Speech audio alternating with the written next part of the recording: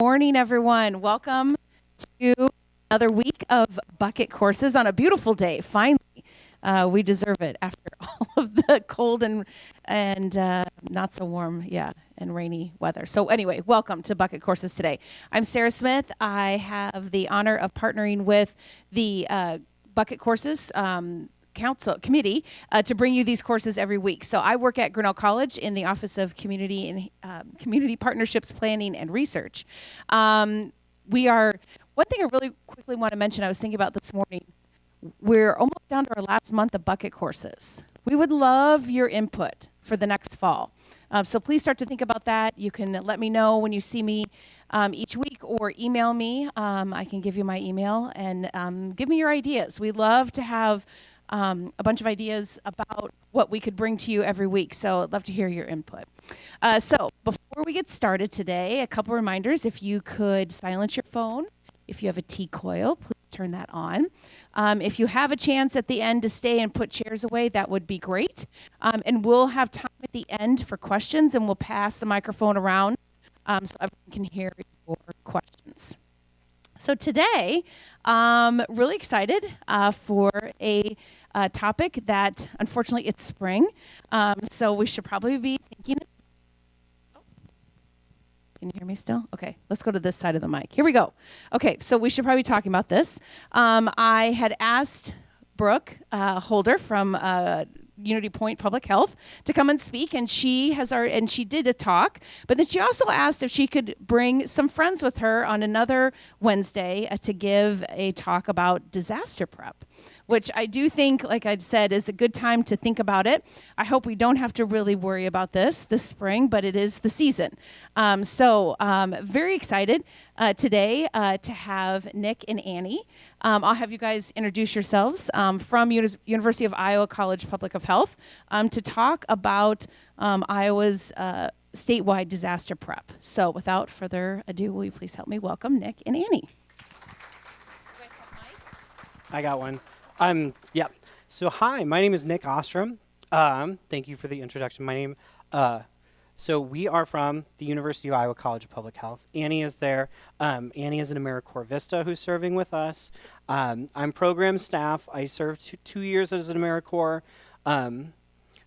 And so we are a theory-based preparedness program created by Professor Sato Ishida from the University of Iowa College of Public Health. We are primarily funded through grants and volunteerism, including AmeriCorps, as well as grants from the government and various nonprofits and community organizations across Iowa, so that we can provide our services cost-free to our participants, because everybody that we are working with is passionate about disaster preparedness and making sure that older adults are prepared for disasters. This is just a list of some of our partners. We've got people from our area, county emergency management agencies, statewide agencies like Iowa Homeland Security, Iowa AAA's, the area agencies on aging. We've got a lot of different partners, but we all have one thing in common, which is that we want to help older adults prepare for disasters. So that's what I'm here to talk to you about today. So, what disasters may impact Iowans? There's a lot of stuff that can happen, and like she said, now that it is the spring, we are even more at risk for things like tornadoes, thunderstorms, heat waves as we get into the summers, but the single most likely disaster to happen to you is actually a house fire. So there's a lot of different things that could affect you. And as time goes on, more of those things are happening more often and more severely. This graph here shows the list of billion-dollar disasters that have happened between 1980 and now. And as you can see, that number is going up pretty rapidly. Just in the last few years alone, there have been more billion-dollar disasters than there were in the entire first 10 years of this millennium, from 2000 to 2009. So, why is it important to prepare? Well, preparing reduces your negative health impacts, both during and after a disaster. So you are less likely to get injured, you're less likely to have long-term illness when you're recovering from a disaster, but it also has allows you to collect essential supplies so that you have everything that you need when disaster strikes. It helps you improve your confidence when you take action. So you know what you're going to do, which makes it more likely that you're going to be able to go through with the plans that you have. And it also decreases your emotional stress and trauma. There's been a lot of research recently talking about the effects that stress and trauma have on your physical and mental health. And so if you decrease your emotional stress and your trauma, you're less likely to get sick, you're less likely to have a long-term being out. And all of this will help you stay independent and healthy. And that's who we focus on with Disaster PrepWise. We focus on older adults who are living in the community independently and healthy. So what are some common myths? We talked to a lot of people when we did the research building this project, and there were three kind of themes that we heard when people were talking about why they weren't prepared. And those three myths are, it won't happen to me, somebody will take care of me, and this is too hard. So that first one is kind of easy to dispel. I'm sure that everybody in here has a story about a disaster that impacted them. Or if not them, a family member or a friend, if they know somebody who got caught up in a tornado, if they know somebody who, had to repair their roof after a big storm. In Johnson County and Lynn County, if we ask pretty much anybody what they were doing during and after the derecho, they'll have an answer for us and they'll have a story for us. It won't happen to me is just not true, and it's getting even less true by the day. The second myth is somebody will take care of me. And this is true. There are two types of somebodies who want to take care of you. The first type of somebody is the people that we pay to protect us. We have the emergency responders whose job it is to go after and during disasters and help people. And those emergency responders are amazing. They, put their lives on the line when disaster happens to help all of us. But the big problem is that there's just not enough of them. For every one of them, there's about 1,000 of us. And so in a big enough disaster situation, you can't necessarily rely on being that 1 in 1,000, especially if you're not super injured or you're not super at risk. And so in order to make it easier for the emergency responders to respond to the people who really need the help, we want to prepare so that we are able to take care of ourselves on our own, which leads me to the other somebody who wants to take care of you. Your friends and your family and your community. There's people in town, there's people that probably have their phone numbers in your cell phone or written down somewhere in your home who would love to help you during a disaster. Humans naturally want to help, but if those people don't know what they need to do during a disaster, they're not going to be of much use. And so the importance of planning isn't just making sure that you have everything ready. It's making sure that the people who want to help you know how to help you so that they can actually come and make sure that all of those plans are put into action. And the third myth is that it is too hard. And this one is the most understandable for me because this is probably what I would have said if somebody asked me, am I prepared? It's a lot of stuff, there's making a disaster plan, there's building a kit, there's making sure that, like I said, making sure that the people in your life who want to help you know what they need to do. It's a lot. There's a lot of stuff to consider, but that's why we are here. Our goal with Disaster PrepWise is to make it easier for you. And so now I'm going to talk to you a little bit about how to prepare. So FEMA's recommendations are that you be informed, make a plan, and build a kit. And all of this is in service of being prepared to be without outside services for at least 3 days. So if there's things that you would normally go to, if there's meal services or things like that, making sure that you're able to be without those services for 3 days. And our program follows an all hazards approach, which just means that no matter whether it's a house fire or a derecho or a tornado, any type of weather, any type of emergency, building a plan with this will help. And so I'm going to talk a little bit now about the building a take and go bag. So you want to have 2 different types of take and go bag. Okay, I'm going to switch. I'm sorry. This presentation cut a lot of the middle out. I'm just going to jump to the other one really quick.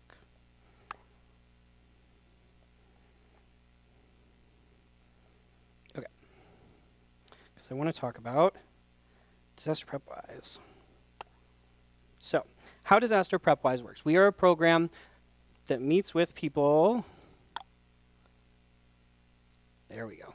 So, we meet with people on a one-to-one basis. So, we have our people. Our team members come in, meet with you wherever, somewhere. We meet people in the home. We'll meet people in a community building like a library or like a cafe, wherever people want to meet. We sit down with them for 1 to 2 hours, and we help them build a personalized disaster plan. And so the things that I'm going to talk to you about today, all of this is stuff that we can help you with Disaster PrepWise, but it's also stuff that you can go out and do on your own. I'm going to talk a little bit about our 5 steps to prepare. These are all things that you can go out and do with yourself. So step 1 is completing a personal and household inventory. So just making sure that you know what you're doing, making sure that you know what help you need during your or for your household and in your home. Building a personal emergency network, those people that are going to come and help you. Compiling important emergency information and documents. Keeping a 3 to 5 day supply of medications and medical supplies. And then building an emergency supply kit. And so the first step, consider how you will be warned. So do you have the TV channel? Do you have the radio station that you know that you're going to listen to so that you can be warned when emergencies happen? We have a partnership with Alert Iowa, which is an app that you can have on your phone that will send you texts. It will give you a call whenever these disasters are happening. So if you don't before, if you go to Alert Iowa, you can make sure that you can get that in whatever way you want. You also want to make sure that you know how that you're going to evacuate, and that's both evacuate within your home, so you know how to move to a safe place inside your home, as well as evacuate out of your home. So will you need any help with transportation? Do you have any specific needs? Do you need a particular type of van? Do you need some extra space in the back of a truck? Whatever you need to make sure that you can get out of your home safely. We also want to make sure that you're able to shelter, again, inside of your home and outside of your home. So if you're able to stay for those 3 days inside your home, you want to make sure that you're in a space that will be comfortable, that will have enough room for you and your household, and make sure that if you're sheltering outside of the home, that that person that you're sheltering with has the same needs that you would have inside of your home. You also want to consider some your capabilities and needs. So you want to make sure you know your health better than anyone. And so you know that some days you might wake up and your hearing in one ear is a little bad. You might, your leg gets a little stiff when it rains, something like that. You want to make sure that you're planning for those bad days rather than a best case scenario, because the weather isn't going to wait for you to be feeling your best. So you want to plan for that bad day. And you want to ask yourself, is there anything when I'm planning that I'll need help for from another person? And you want to make sure that if you're evacuating and sheltering, that you have all of your medical supplies, which I'll talk about a little more, and your assistive technology. And so once you've done all of that evaluation, you can build your personal emergency network. Your personal emergency network can be family that is outside of your household, so somebody else who lives in town, a brother or a son or a niece, whoever. It could be people from your place of worship. It could be friends who live in town. It could be your neighbors. It could be people with similar needs as you. So if you know somebody, if you have a friend who's got a house that's wheelchair accessible and you need a house that's wheelchair accessible, ask if you can shelter with them if something happens. That way you're going to have as little trouble as possible when you're trying to get out and get back in. And you want to make sure that once you've found those 3 people, you want to make sure that you also talk to them and let them know what you might need to help. In our experience, most people are perfectly willing to help out their friends and neighbors and relatives, but you got to ask them and you got to let them know what it is that they'll need to do.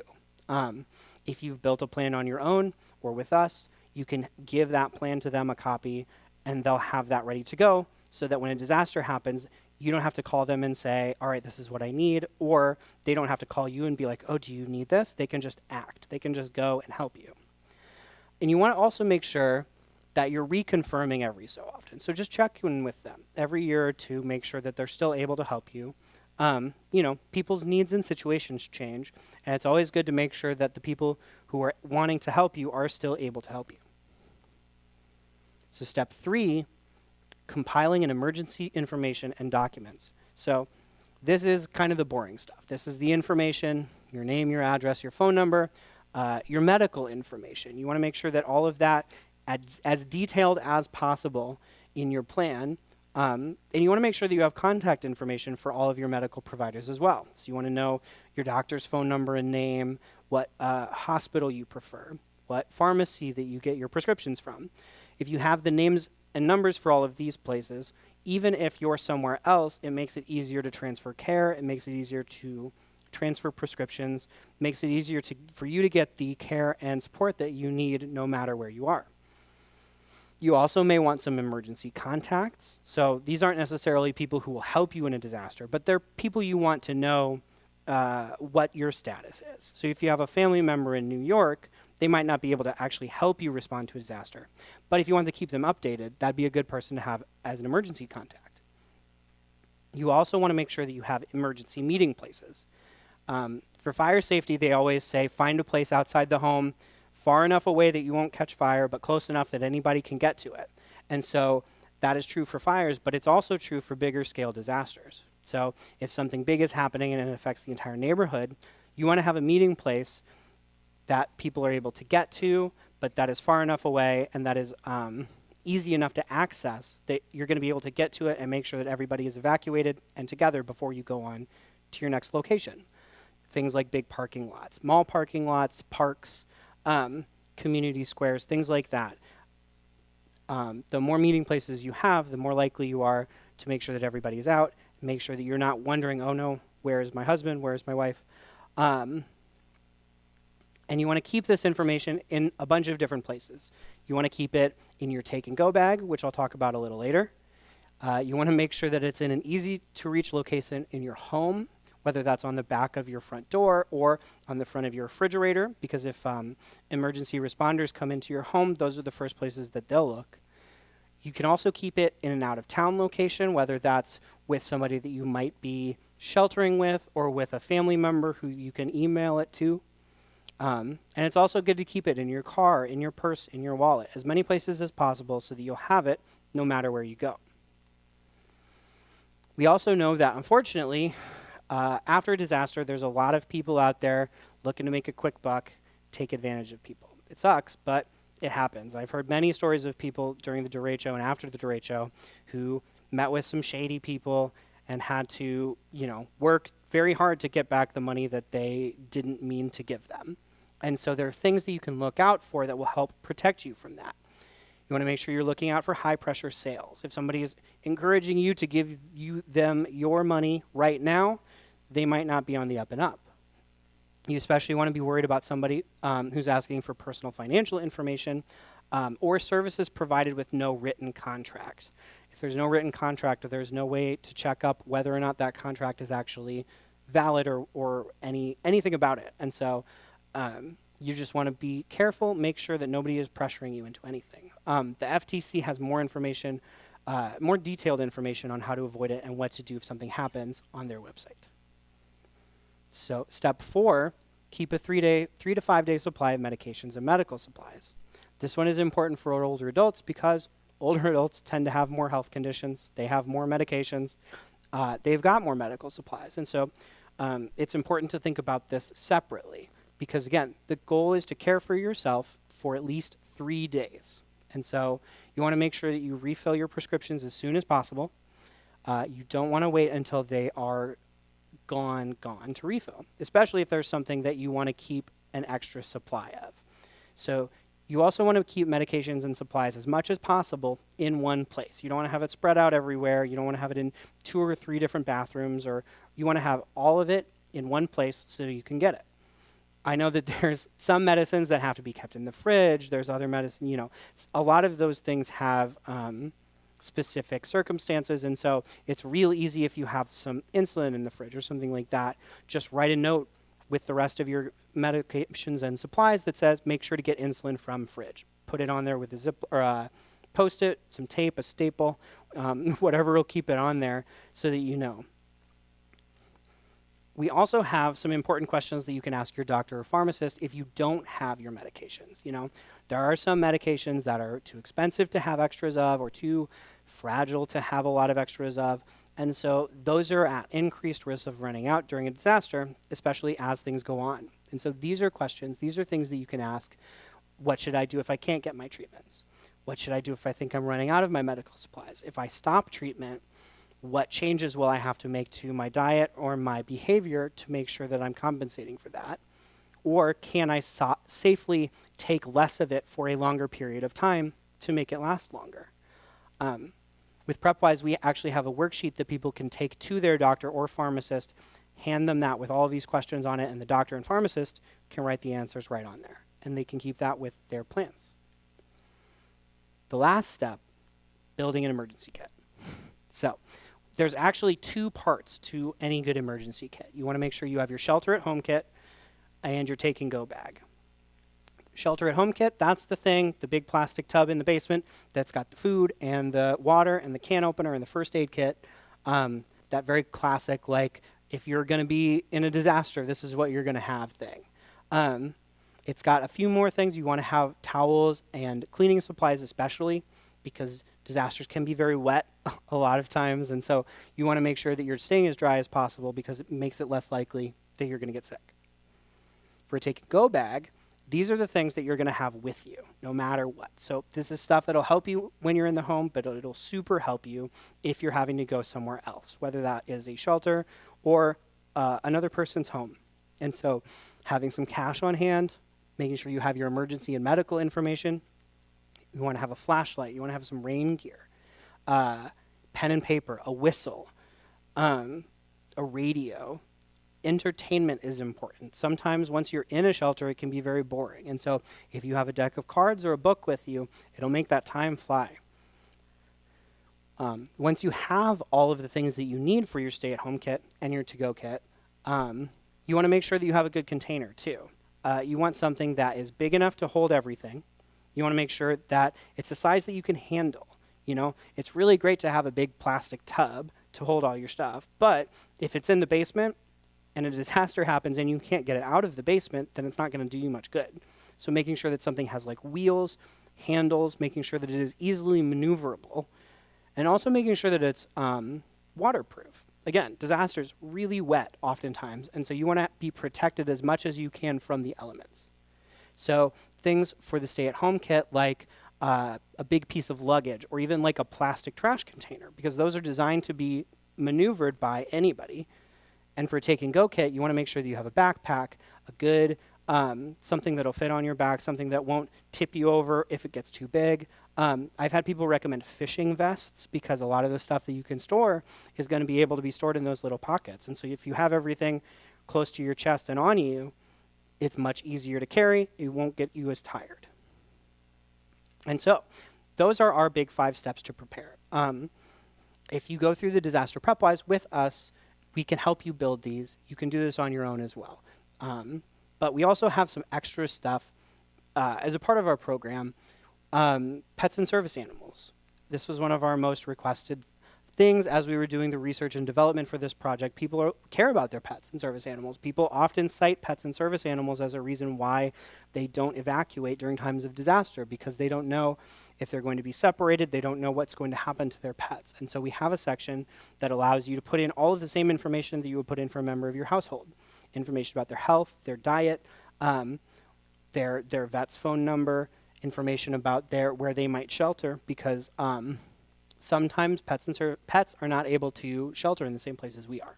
So if you have all of that information on hand and you get it to the person that they want to shelter with, it will help your pet be less stressed out in a situation where they might be really stressed out.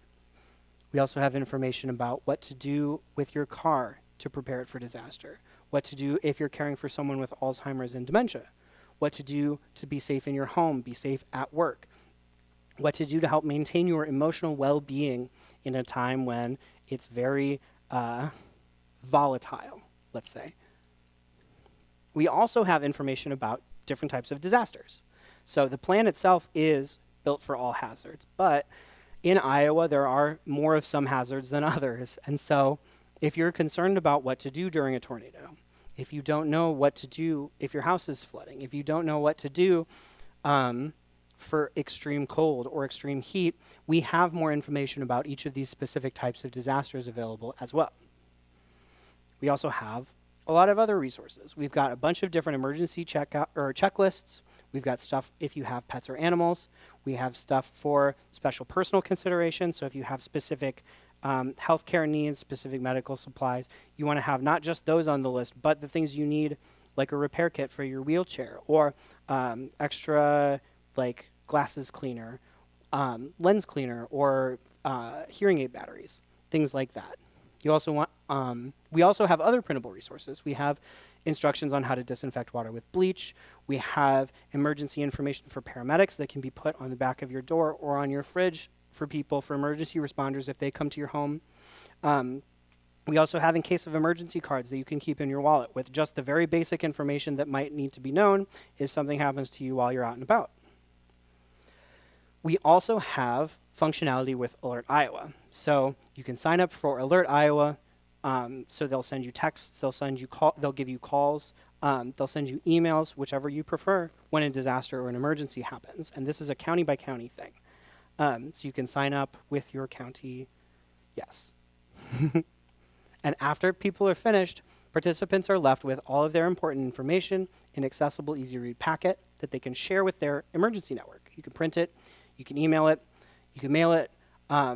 They also have continued access to our website. It has a username and password. It's really easy to remember, prepwise.org, and so you can pop on, back on, and change your plan. You can print out new copies. You can update your address. You can do anything that you need to if your plans change or if your situations change. You also get action steps. You get a clear list of things to do that you can help prepare for a disaster. So you can build your kit. You can change your batteries in your smoke detector. You can make sure that all of your personal support network members are up to date on your plan. All of this with the goal of being prepared to be without outside services for 3 days. And now, you are already more prepared for a disaster. You have already completed step 1 of those 3 recommendations that FEMA has. And so this is the presentation portion of this. I think we're going to take like a quick break, and then afterwards we'll play some disaster preparation Jeopardy. And so you can take some of this knowledge and apply it and maybe get some fun prizes. And then we also have some local and community resources from Poweshiek County. You can follow the Poweshiek County Emergency Management Agency on Facebook so you can get the most up-to-date information regarding disasters in your area, and you can follow them for education resources and information on disasters. Thank you. Thank you, Nick. We'll take a 10-minute break. Listen for the bell. On the little shelf out there, but I do have a little first aid kit through the Iowa Harm Reduction program, and it is, you can stick it in your little first aid kits if you have one, if you're going to make one, but it just has a few little basic things in there, and there is ibuprofen in there, so you'll have to make sure to either take it out if you can't take it, or make sure you watch the expiration dates on there. I did want to put a little plug in there because a lot of people get nervous about things expiring. Oh, I don't want to spend the money to put things in there to expire. What we do, which is kind of fun, is we check our expiration dates every quarter, right? So every couple of months we'll check our expiration dates, and then if things are getting close to expiring, we'll take it out so we can use it at home, your meds, water, any batteries, etc., and then replace it with new things. So you're recycling, but you have to do it, and that's the kicker. Yes. So, okay. Well, I do have one pack for everybody that is here today. At the end of the program, you guys can come grab your little first aid kit. There are some medication cards in here that you can have some of the material that Nick listed off, but then you can keep your med list and have that to keep in your wallet or your purse. Some little medication pill. There's two sides of this container. You put 2 different pills in there. And a flashlight, and then there's 3 gun locks too. So if nobody wants the gun locks, that's absolutely fine. That's all that I had, but it is a disaster preparedness device that we can utilize to keep our guns safe and hopefully, decrease a disaster if it so were to occur. But anyways, that's all here for you guys. If you want to take any of it, please do, and thank you guys for coming.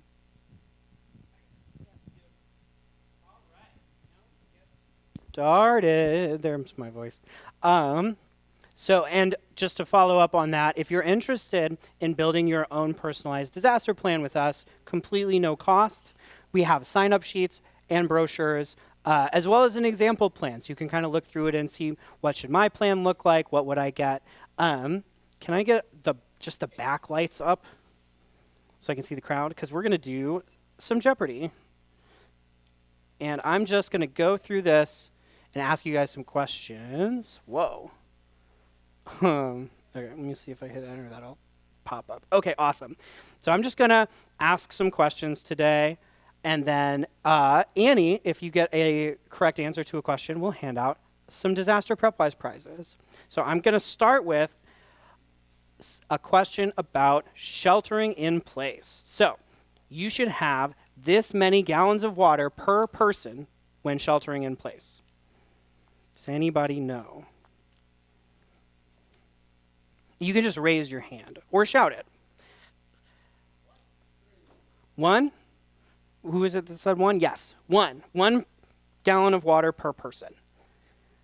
If you want to raise your hand so we can get you a prize. All right. Without this item, you could not open canned goods. Oh, boy.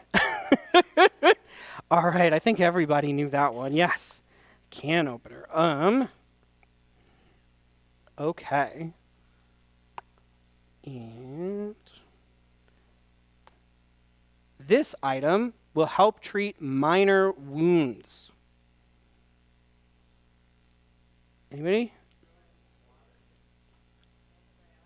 Oh, first aid kit. Yes. Who said first aid kit? Awesome. All right. It is a subset. It's like an item full of items. All right. Okay. So let's try some questions about.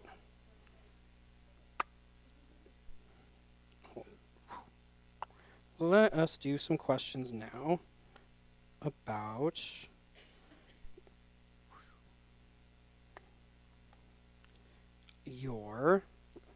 what resources. So, this federal agency works across the country to prepare for, respond to, and recover from disasters. All right. FEMA. All right. All right, this one's a little tough. This government website has a vast array of information to help you prepare for all types of emergencies, disasters, and weather events. Does anybody know? All right, so the answer to that one is ready.gov. So you can go there, get a lot of information about disasters, disaster preparation, and recovery. Let's go to the state level. This Iowa state agency leads disaster response and recovery efforts, providing resources to affected communities. Does anybody know? Alert Iowa. Who is it that runs Alert Iowa? We were just talking about this. Who is it that runs Alert Iowa? You're almost there.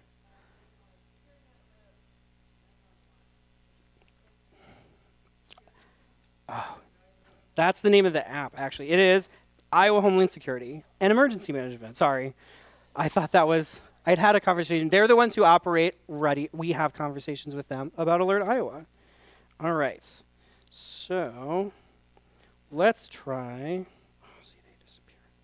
Let's try some questions about what to have in your take and go bag. All right. What are a copy of driver's license, your medications, and a list of doctors? This one's in a more Jeopardy format. So like a what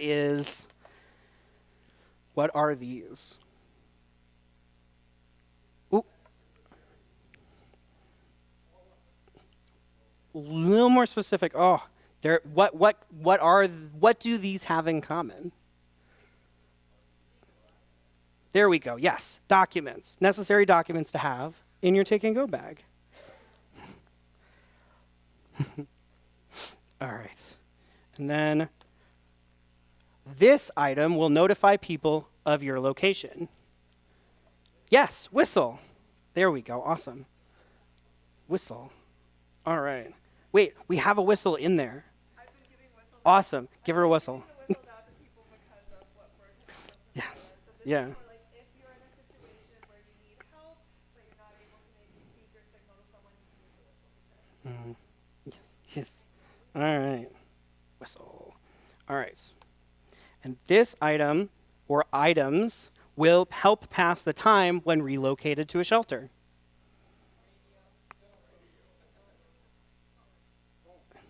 Yes, all of those things.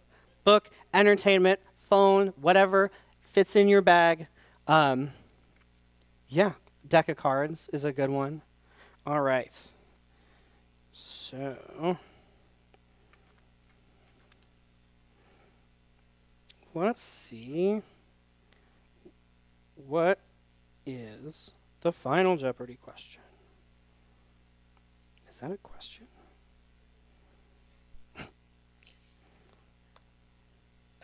Oh, okay. Sorry, this is actually my first time doing this, and so, okay. What are schedule an appointment, gather information, and create your free disaster plan with a trained interventionist? Is the steps to participating in Disaster PrepWise. Thank you. And if you are interested in participating with Disaster PrepWise, we have brochures. Again, you can sign up. Thank you so much for putting up with me today. I hope that everybody has come away from this a little more informed, a little more ready to go. I know it's going to be tornado season here, and it's already tornado season. So I hope that everybody has a nice, safe, and fun summer. And thank you.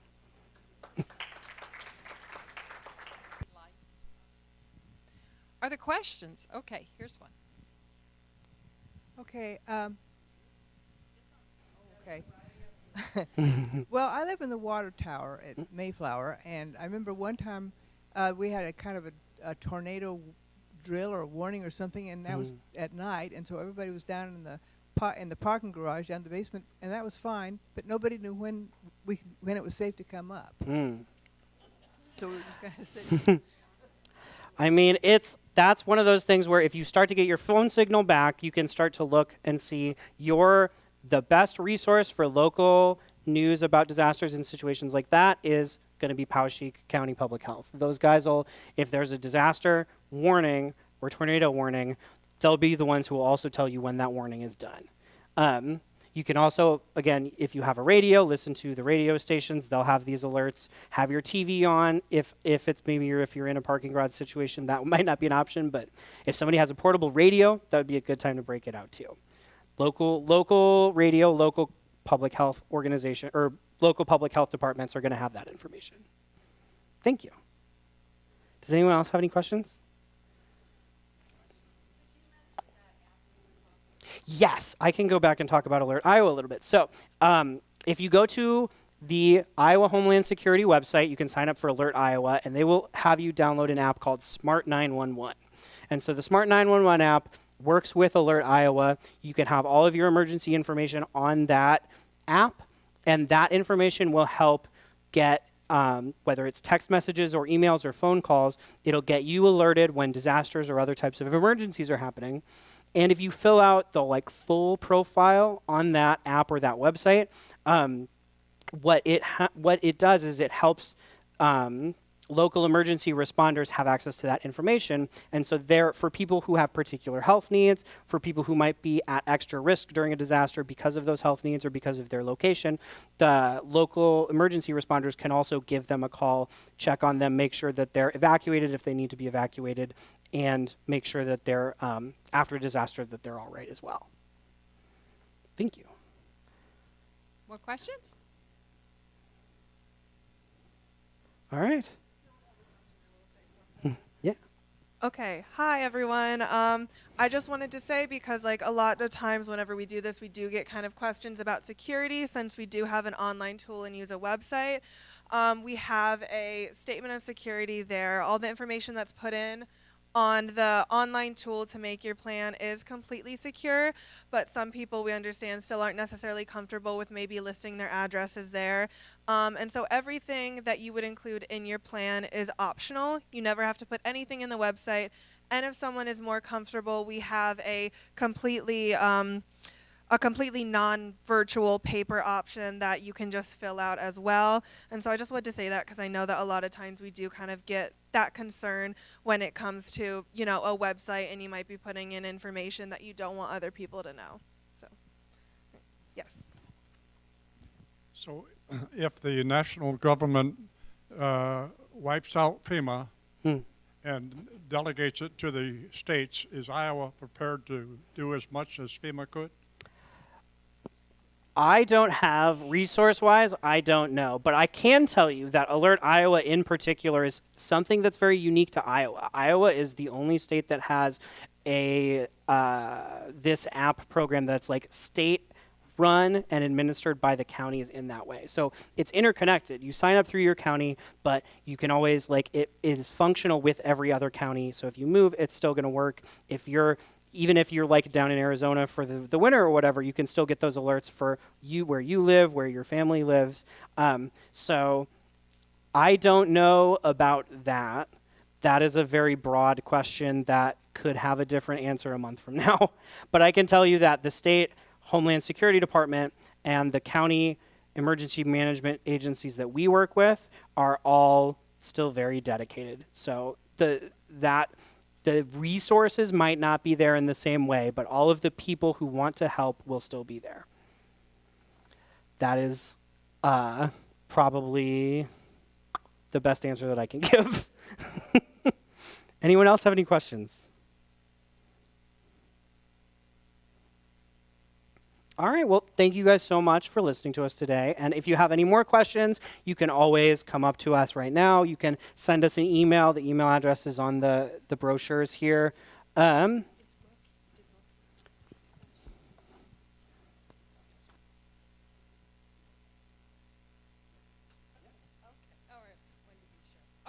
okay. Thank you so much, Nick, Annie, for helping us think about how we should prepare for emergencies. So we should all go home and think about our personalized preparedness plan. So go home and do some of these things, because it sounds like it's really important. Going to help you. Your children or people that need to help you, they may not know where your insurance is, or yeah. So thank you so much.